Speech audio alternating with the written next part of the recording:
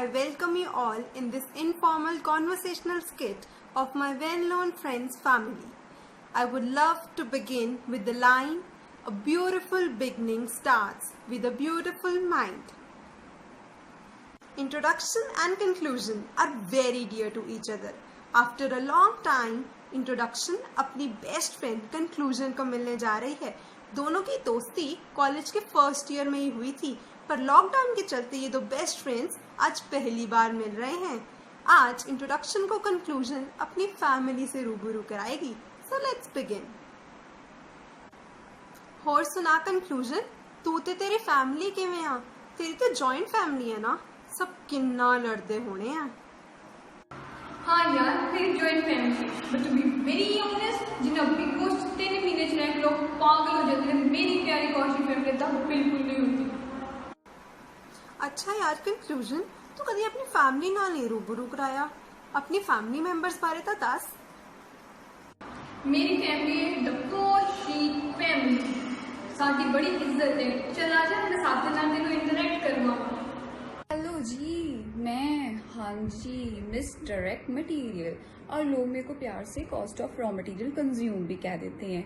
Direct expenses ते direct labour मेरिया सखियां भैणां ने, पर हुण लॉकडाउन विच घरे ही बैठियां रहिंदियां ते मेरा बथेरा लहू पींदियां ने, क्योंकि जी डायरेक्ट लेबर की तो पहला बहुत मंग सी ते डायरेक्ट एक्सपेंसिस भी हुंदे रहिंदे सी, पर हुण मेरा कि मैनूं तां कोई पुछदा ही नहीं। दोनों भैणां मेरियां अजकल मैनूं बहुत परेशान करदियां ने।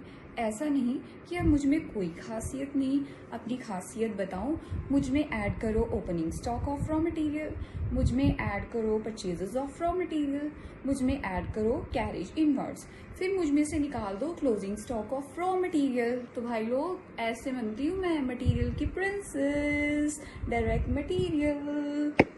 हेलो जी, मैं हाँ डायरेक्ट लेबर। ਜਦੋਂ मैं अपना खून पसीना बहानी हाँ ਤਾਂ ਹੀ जाके लोग मैनू वेखते ने। इन्ना काम करदी हाँ मैं, भला मैनू वेले नहीं रहन दे सकते? इदा ही नहीं मिल सकती मैनू तनख्वाह, पर चलो कोई ना, हुण थोड़ा काम तो करना ही पैंदा आ, तां ही किते जाके थोड़े बहुत पैसे मिलते आ। मेरियां सखियां भैणां डायरेक्ट मटीरियल ते डायरेक्ट एक्सपेंस ने हमेशा मैनू बोलदियां रहिंदियां ने, आप तो दोनों कोई भी काम नहीं करदियां। मैनू तो इस लॉकडाउन विच महसूस होया कि वो असल चो किवें दियां ने। पहला ही मिठियां बनदियां सी, मैं तो बेचारी मलूक जी जिंदा।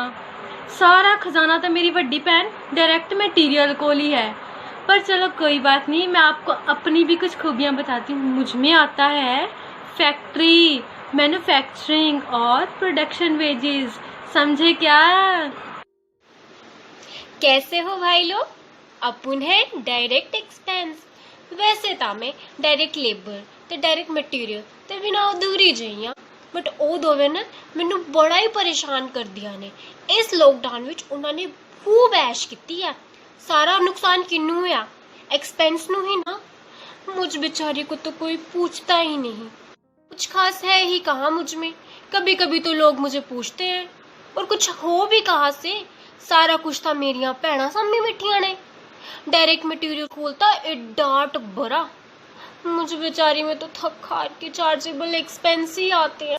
मेरे भगवान, कुछ तो अपडेट करो मुझ में, कुछ तो इज्जत बढ़ाओ डायरेक्ट एक्सपेंस की।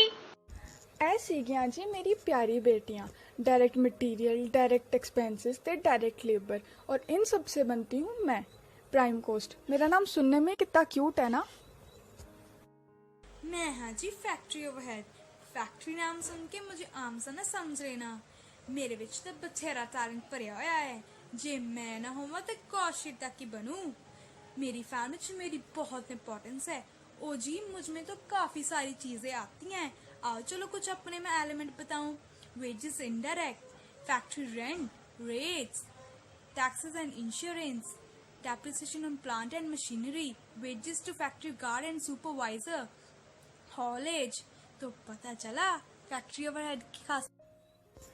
तो ये थी जी फैक्ट्री ओवरहेड्स की लंबी दास्तां। उफ, इतनी लालची है यार ये तो, कितना कुछ लेके घूमती है अपने में। पर इसी से बनती हूँ मैं, फैक्ट्री कॉस्ट इनकर्ड। हेलो जी, तो फैक्ट्री कॉस्ट इनकर्ड थी मेरी ग्रैंड मदर। इनके नाम बड़ी रिस्पेक्ट है जी कॉस्ट शीट में। ਇਸੇ ਵਿੱਚ ਮੈਂ ਆਪਣਾ opening stock of work in progress add ਤੇ closing stock of work in progress less ਕਰਦੀ ਹਾਂ। ਮੈਂ ਤਾਂ ਲੇਟੈਸਟ ਮਾਡਲ ਹਾਂ, ਇਸ ਕਰਕੇ ਮੇਰੀ ਥੋੜੀ ਘੱਟ ਹੀ ਲੋੜ ਪੈਂਦੀ ਹੈ। मेरी ग्रैंडमदर का तो इत्थे नाम चलता, कुछ भी नया बनाने के लिए मुझे ऐड और लेस करा जाता है फैक्ट्री कॉस्ट इन। तो जैसा कि अब आप जानते हैं कि जब वर्क इन प्रोग्रेस की ओपनिंग और क्लोजिंग को ऐड और लेस करा, तो अब हम पहुंच गए हैं ग्रॉस वर्क कॉस्ट पर। दफ्तरियां गल्लां बारे तो सुनिया ही होना, नहीं चलो फिर चार राज भी खोल दिन्नी आ। मेरा नेम है जी ऑफिस एडमिनिस्ट्रेशन ओवरहेड्स। मैं तो जी नेम तो ही काफ़ी बोरिंग ते लेंथी साउंड करती है ना। वो की है ना, सारा दिन इधर उधर काम करते रहने नाल मेरे अंदर कुछ ना कुछ कटदा वधे रहिंदा। आओ चलो देखिए मेरे अंदर की है। Office rent, insurance, taxes, fuel and lightning, depreciation ते होर भी बहुत कुछ। तो इन सब से बनती हूँ मैं। मेरी तो जी कॉस्ट शीट में बहुत रिस्पेक्ट है, सब मुझे जी कहा करो। तो चलिए आगे बढ़ते हैं। अब तक आप जान चुके हैं मेरी फैमिली की ऑलमोस्ट आधी कहानी। कागजी कार्रवाई खत्म होने के बाद अब हम पहुंच गए हैं कॉस्ट ऑफ प्रोडक्शन के लेवल पर, जहां पिछली लिस्ट खत्म होती है वहीं से मैं शुरू होती हूँ। इन्ना सौखा भी नहीं फाइनल डेस्टिनेशन ते पहुंचना, हजे तां बथेरा कुछ ऐड लेस करना, जिवें कि मैं मेरा opening stock of finish good add ते closing stock of finish good less from cost of production. चलो जी भाई लोग, अगला station after dealing with finished goods is cost of goods sold. मैं तो हूँ जी सेलिंग एंड डिस्ट्रीब्यूशन ओवरहेड। असलियत में ना कंपनी में पैसा कमाने का काम मैं ही करती हूँ जी।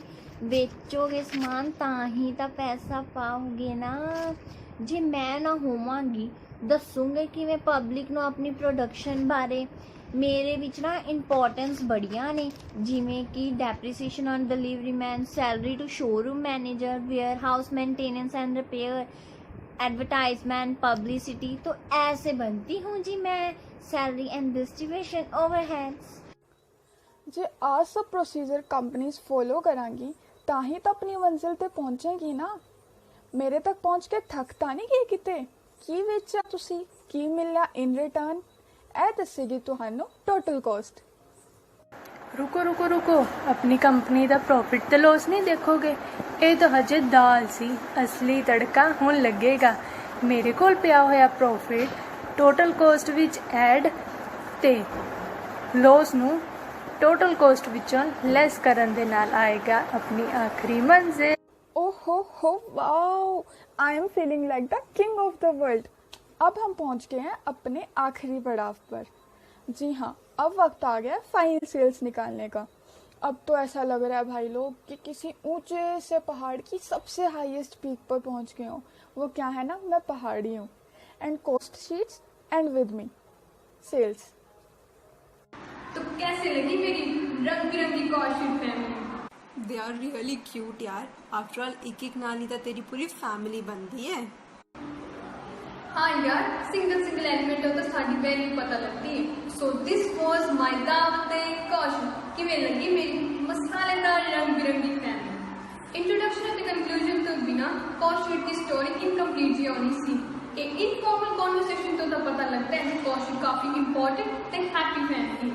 अरे अरे भाई लोग, एक भी एलिमेंट रूट गया ना तो समझो निकल गया दिवालिया तुम्हारी कॉस्ट शीट का। तो मजा आया कि नहीं? At last, I just want to conclude by saying that it is not about a beautiful ending, but it's definitely about a beautiful story. Thank you. I hope you all enjoyed watching the video prepared by the team BCom Financial Services Semester 3 on the cost sheet. Thank you.